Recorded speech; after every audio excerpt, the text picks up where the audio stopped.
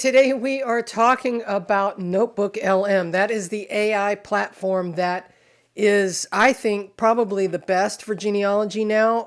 I love ChatGPT for certain parts of my research, but NotebookLM is great for record evaluation. So what you're about to watch is an edited one version of one of the Academy lessons from the Genealogy TV Academy. Now, this lesson is also talking about ChatGPT because they really work well together, ChatGPT along with NotebookLM. But this video is primarily focused on NotebookLM and that portion of the lesson. So you may see some references about ChatGPT along the way. Let's jump in.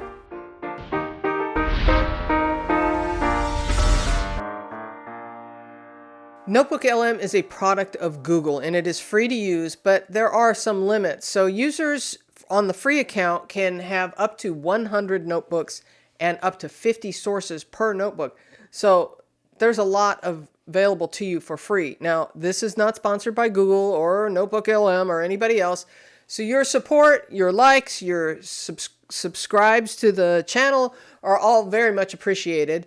And yes, there is a handout for this. For eligible members, you can learn more about how to get the handout in the description box below this video, or you can choose the QR code over here and learn a little bit more. All right, so with that, let's jump into the Academy presentation. Along the way, when we're using AI, when I use ChatGPT, it automatically uses the genealogical proof standards. When I have told it I am a professional genealogist and I follow these standards, it automatically knows that we're going to be doing reasonably exhaustive research, complete and accurate source citations, analysis and correlation of evidence, resolution of conflicts, and writing our conclusions. So those are the pillars of the genealogical proof standard as set forth by the Board for Certification of Genealogists. And there is a book for that if you want it, if you don't have it already. And there are several lessons in the Academy about how to implement the genealogical proof standards. But what I can tell you is AI can help you think, organize, and draft, but you remain responsible for accuracy, interpretation, and proof. So it's the human that makes those decisions, not an AI. It can certainly help you, but keep in mind that at the end of the day, you are the referee, and you are saying what's what. So remember that AI is only as good as the information we give it or that it finds. So we have to interpret that. So we put information in and we get an output, or we put a prompt in and we get results from the requests that we are putting in. So with that in mind, when we start a project on ChatGPT, we want to use a master prompt, and we're going to talk about that in a minute. We want to begin with a target ancestor or maybe a family unit. That's husband, wife, and children. And that way we can clearly define what our research question is and what we're going after. Okay?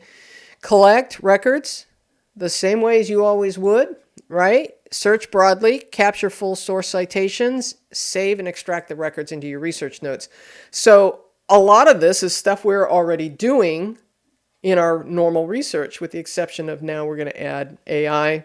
Okay, so the original presentation went into a lot more right here about ChatGPT and creating source citations and asking Chat to evaluate records. But this video is really focused on NotebookLM. So let's fast forward to that section. All right, so now we're going to shift gears.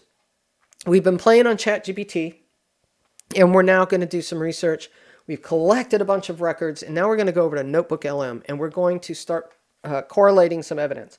So we can do this in a variety of ways. We can give it all the information we have about an ancestor, or we could do something like we want to analyze a probate package, or we want to analyze some land records, or we want to...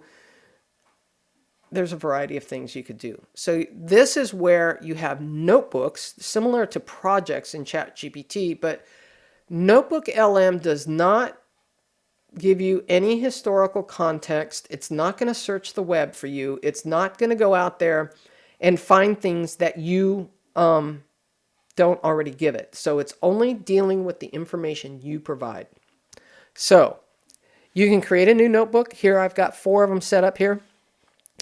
And you can start adding the information, the newspaper articles, the records, the vital records, the census records, whatever you want, or your research notes, or both, and add that to a new notebook in NotebookLM. So what can it do well? You can upload multiple records for one ancestor or family group. This is different than what ChatGPT can do. It really only likes to handle 1 or 2 records at a time. Like you can do, like, if you have, say, a probate package that's 4 pages long, you can upload all 4 pages to ChatGPT and have it, transcribe and do all that stuff. But now, when we're in a notebook on NotebookLM, we can give it the census record, the obituary, the birth certificate, the image of the tombstone, all of these things that we have collected. We can throw it all into one notebook in NotebookLM and ask it to, we can ask questions. What do you see? I like it for large document. So there's a limit of 50 documents per notebook, I think. But what you have to do is, like a probate package that has multiple pages. This is a great one. Or we're going to talk about land records here in a minute. One ancestor who has just a ton of deeds, and I want to start asking questions about the land, right? So it can analyze across those records and create an inventory of documents. It can build timelines. It can do abstracts and compare facts, identify patterns and inconsistencies, produce summaries and draft narratives, help you brainstorm hypothesis or what could have happened, right? And help support conflict resolution thinking, okay? So what to upload and why? Research notes, I do it all the time. And sometimes I will tell it, hey, this is in my research notes as it is today. I'm constantly adding to this, image records, transcripts, newspaper articles, multiple records across time, audio files, if that's relevant. I've got an interview with my grandmother, that kind of thing. So you can upload these things. Here we're going to jump into the notebook about John Henley Sr.'s land records. And so when I do, I have uploaded on the left-hand side over here all of the deeds that I found. So what I did, just to back up for a minute, this is NotebookLM. But what I did prior to this was in ChatGPT, I took each one of these land records and I would upload it and transcribe it because they're all written, handwritten. These are from the 1700s, most of them, looks like it. A few early 1800 ones. But they're all handwritten. So I would ask it to transcribe the document. I would clean up the transcription in a couple of minutes, and then I would save it. I would send it back to ChatGPT just for its reference. And then I did this with all of the land records. Now, because there were so many land records here, it did take a little bit of time in ChatGPT to do all that. You can ask NotebookLM to also do a transcript, but I actually found it easier and more thorough of me in my research process to do that part of it in ChatGPT first. And then once I had it all done, I uploaded all of that information to NotebookLM. And then I asked it, hey, first, put all of these in chronological order and give me a brief summary. And that's what it did in the center section. And then it also is referencing all of these little links here, referencing each one of these documents, okay? And then on the right-hand side, I can start saving stuff. So you have to save, like if you like an answer in the chat section, you want to click that save to note, and it'll add it over here. And you've got a bunch of widgets over here that will help you create a mind map. So if maybe you're doing some DNA research, please privatize the DNA match list if you're doing that. You can create audio files. You can create a little video overview, which it's okay. You can create reports. You can do all kinds of things. If you're teaching, you can create quizzes and flashcards and infographics, all kinds of great things, okay?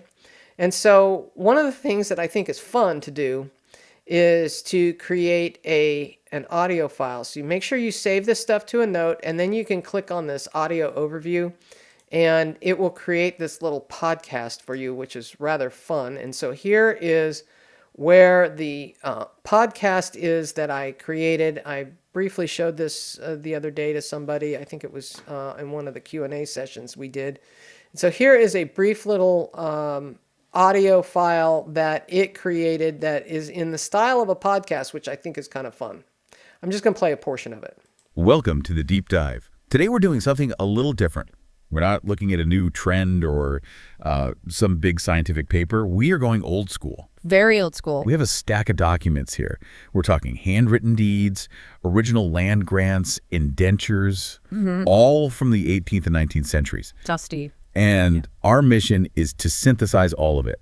We're trying to reconstruct the entire financial life of one person, John Henley Sr. Sometimes spelled Henley, H-E-N-D-L-E-Y. Right, and all centered in one place, Randolph County, North Carolina. It sounds like a really dry task, for a land surveyor or something, but it's actually historical forensics. Exactly. When you lay all these primary sources out, and they span almost 40 years, from 1793 to about 1834, you get this shockingly detailed map. Okay, I'm not going to continue on with that, but you get the idea. It's kind of fun to listen to. And it's based on all of those land records that I gave it. And it goes on to talk about some of the details that are in there and if there's any conflicts and how crazy some of the stories are behind it. So it can be really a lot of fun to create this little podcast. Okay, so what NotebookLM, while it is awesome, there are a few things that you need to know that it cannot do, right? You cannot upload links to paywalls, that have like Ancestry.com or MyHeritage that has to have a login and a paid subscription. Even if you have to have a login, it cannot do that. Even if you gave it the information, it won't do that. That's a different type of AI. That's a whole other conversation for another day. Don't put YouTube links up there. But what you can do, I have discovered, is that you can download from a YouTube video the transcript and then upload it to an AI for a summary or, whatever you want to try and get out of it. If you find that somebody has created a family history video somewhere and they're talking about some details, you could probably, if it's transcribed, you can download the transcription.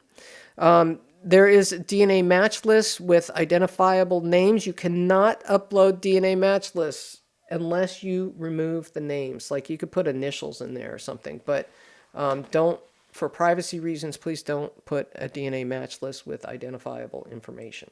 Conflict resolution and proof thinking.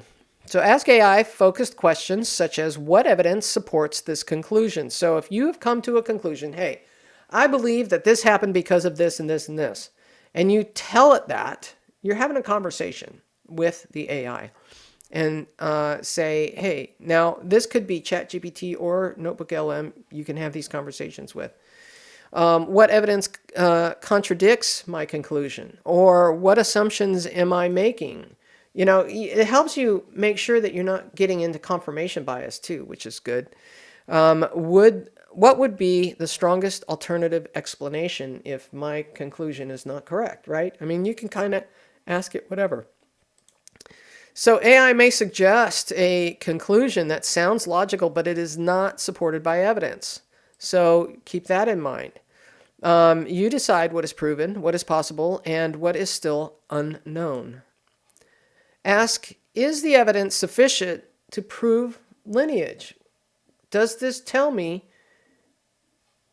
with what evidence the next generation back? Who are the parents of this person?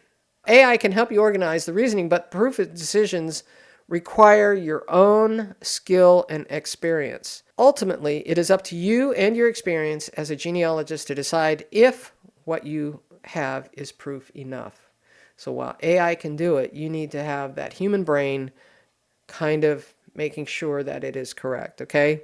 Don't forget, try to disprove things just as much as you would try to prove them. Well, there was a lot more to this presentation, but I think you probably learned quite a bit about NotebookLM and what you can do with it, how it can help you with your research. Now, you've kind of gotten a taste of what the Genealogy TV Academy is like. If you'd like to join, I can offer you a 25% discount right now. If you want to join, you would use the promo code GTVA 25%.